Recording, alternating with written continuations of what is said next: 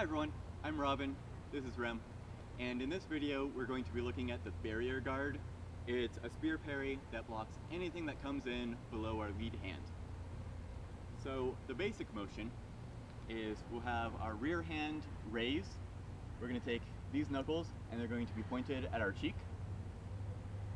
Our front hand will want to lock in position. It's okay if our front hand twists with the spear if that makes it easier for you. But ideally, this will stay as locked as we can keep it. And then we're also going to take our lead leg and we're going to step back as we do this parry. The step back does a couple of things for us.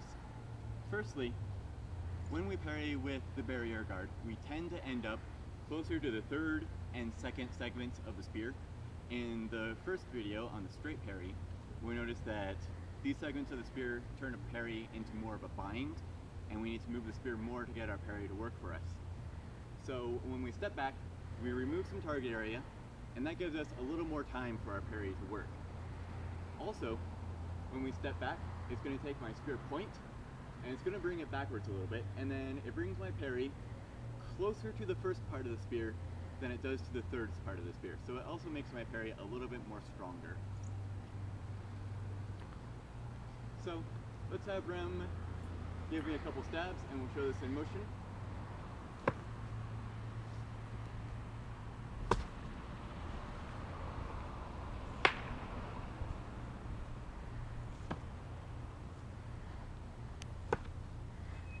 And one more. So that's what the parry looks like. If you want to, it is acceptable to raise this hand to allow the barrier guard to cover more of your body, but just note that when you do so, it will come at the cost of power. Another thing to keep in mind when we're doing this parry is that the steepness at which our spear point descends will dictate differences in our block. So when I do this parry, I tend to bring it in a wide circle, and this will knock my opponent's spear out to the side.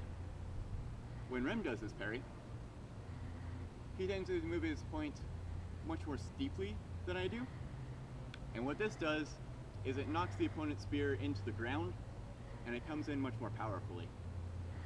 Honestly, his method is probably a little bit better than my method, but it is a little bit more tricky because your spear doesn't sweep as much space.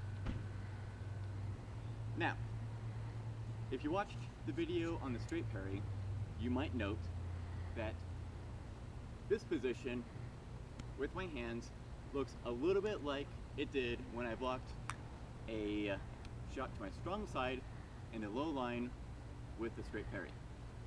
So if you notice that, that's a good catch. However, it is important to realize that these are different blocks and they operate completely differently. So with the straight parry, we dip the spear point and we push out with both hands. So both hands push and our spear point remains on target. With the barrier guard, this hand is going to remain stationary and the parry happens with the strength of the spear strike, not with the strength of our hands pushing. So just keep in mind that they look similar, but they operate completely differently. So I really like the barrier guard parry because I think it happens a little bit faster than does the straight parry. Also with the straight parries, when anything comes on my low line, I have to decide if it's coming into my strong side or my weak side. But the barrier guard sweeps all of them into one parry, which makes it really convenient for us to use. So thanks for watching this video. Hope you got something out of it.